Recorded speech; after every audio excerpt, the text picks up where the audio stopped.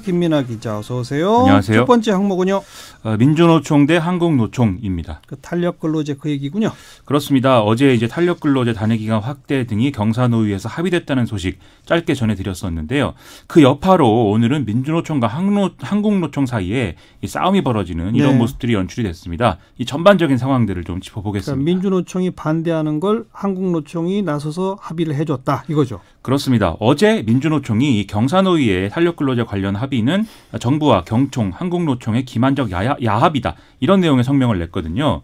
이에 대해서 바로 이제 김주영 한국노총 위원장이 좀 받아치는 그런 모습이었습니다. 같은 노동단체로서 상대를 성명으로 매도하는 것은 도를 넘었다면서 반대만 하는 것은 무책임의 극치다. 이렇게 얘기를 한 건데요. 네. 서로 한 대씩 치고 받은 것처럼 돼버린 거죠. 성명전을 펼쳤네요. 그렇습니다. 그리고 사실 이런 합의가 되려면 한국노총 위원장이 역할을 안 하면 합의가 안 되잖아요. 그렇죠. 그래서 이제 중앙일보 보도를 봐도 이렇게 한국노총 위원장이 중요한 역할을 했다는 게 나오는데요.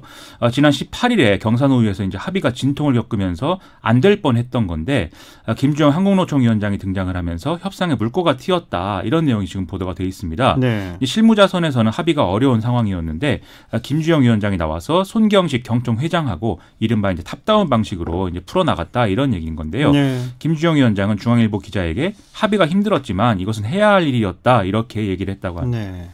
반대로 민주노총은 반발 수위를 계속 올리고 있죠. 그렇죠. 이제 민주노총은 오늘도 탄력근로제 합의에 반대하는 이제 집회와 행진 뭐 이런 것들을 진행을 했고요.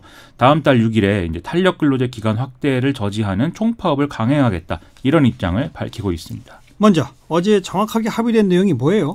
큰 틀에서 보면 재계가 요구한 단위기간 확대하고 도입요건 완화가 노동계가 주장한 건강권 보장 및 임금 보전하고 이제 교환된 것으로 볼 수가 있겠는데요. 네. 일단 단위기간은 뭐 어제 말씀드렸다시피 3개월에서 6개월로 이제 늘리기로 한 것이고요.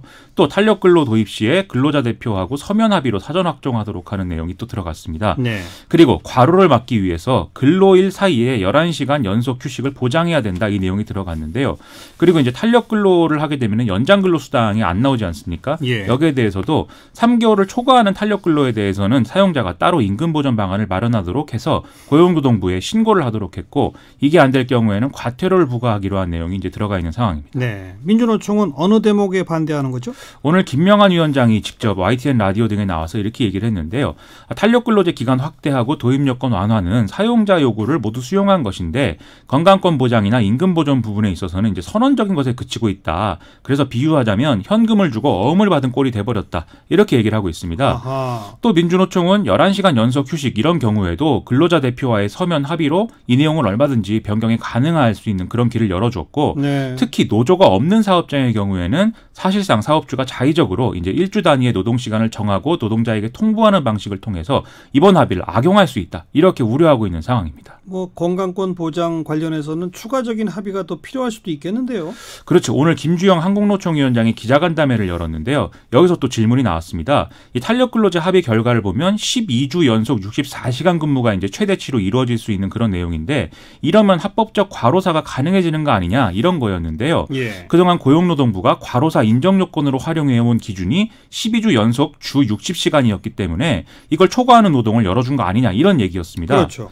이에 대해서 경사노위는 과로방지 대책 관련 추가 논의를 통해서 뭐 법률을 새로 만드는 그런 논의를 진행한다는 계획인데 예. 26일에 이제 합의를 시도할 예정이라고 하거든요.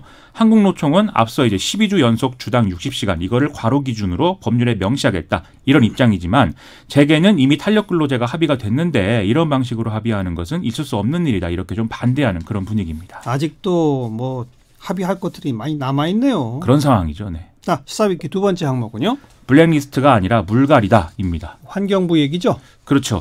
이게 이제 오늘 청와대가 그야말로 작심한 듯이 이제 입장 발표를 하는 그런 상황이 됐는데요.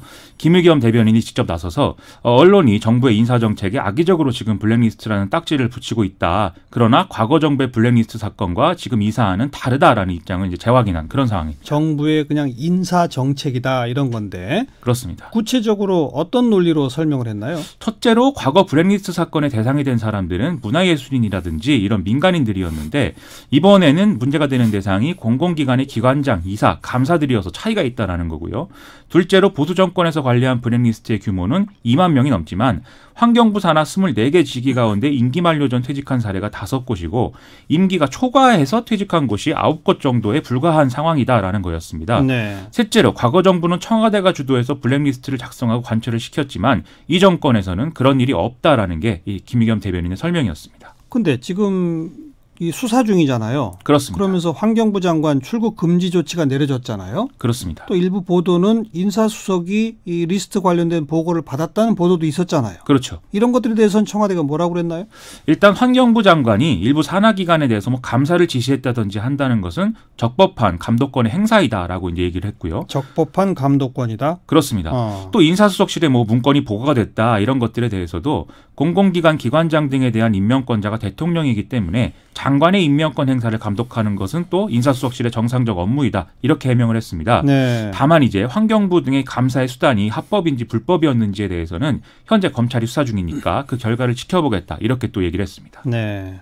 그리고 또 김의겸 대변인이 과거 정부 시절의 언론 보도랑 비교했다는데 이건 어떤 내용이에요? 이 보수 정권 당시의 신문 기사와 사설의 제목들을 쭉 나열을 하면서 언론의 태도가 완전히 다르다고 얘기를 한 건데요.